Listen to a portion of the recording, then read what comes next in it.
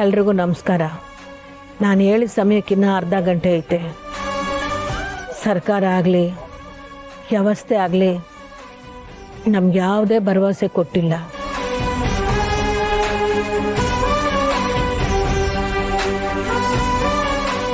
ಈ ಜಗತ್ನಾಗೆ ಬಡವ್ರ ನ್ಯಾಯ ಸಿಗಕ್ಕೆ ಈ ದಾರಿನೇ ಸರಿ ಅನ್ನೋದಾದ್ರೆ ನಾನು ಈ ದಾರಿ ಹಿಡಿಯೋಕೆ ತಯಾರಿವ್ನಿ.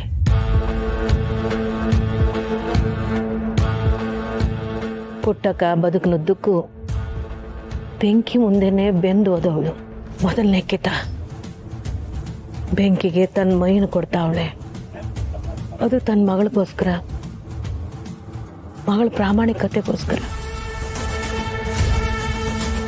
ಬೆಂಕಿ ಒಂಥರ ನಂಗೆ ಕುಲದೇವತೆ ಇದ್ದಂಗೆ. ನಾನು ಸುಟ್ಟೋಯ್ತೀನಿ ಅನ್ನೋ ಭಯ ನಂಗಿಲ್ಲ. ಸೀತಾ ಮಾತೆ ತನ್ನ ಮ್ಯಾಗ ಬಂದ ಅಪವಾದನ ಹೋಗ್ಲಾಡಿಸ್ಕೊಳ್ಳೋಕ್ಕೆ ಬೆಂಕಿಗೆ ಆಹುತಿ ಆಗಲಿ. ಆದರೆ ಈ ಪುಟ್ಟಕ್ಕ ತನ್ನ ಮಗಳ ಮ್ಯಾಗ ಬಂದಿರೋ ಅಪವಾದ ಹೋಗ್ಲಾಡ್ಸೋಕ್ಕೆ ಬೆಂಕಿಗೆ ಆಹುತಿ ಆಯ್ತವಳೆ.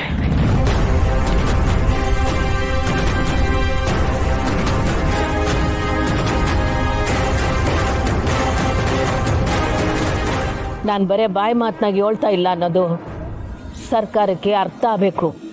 ವ್ಯವಸ್ಥೆಗೆ ಈ ನನ್ನ ಸಾವು ಒಂದು ಪಾಠ ಆಗಬೇಕು.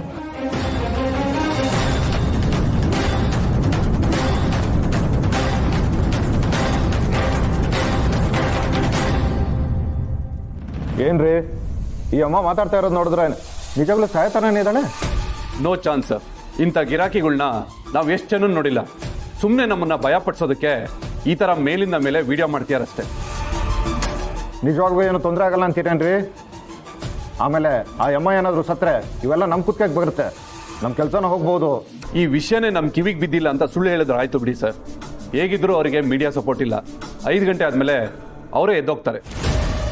ನಿಜವಾಗ್ಲೂ ಎದ್ದೋಗ್ತಾಳ? ಸಾಯೋದು ಅಂದರೆ ಅದು ಸುಲಭನ ಸರ್?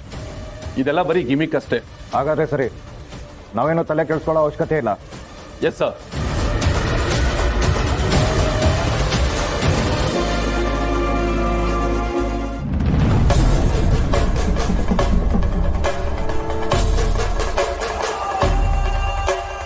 ಬೇಕೇ ಬೇಕು, ನ್ಯಾಯ ಬೇಕು.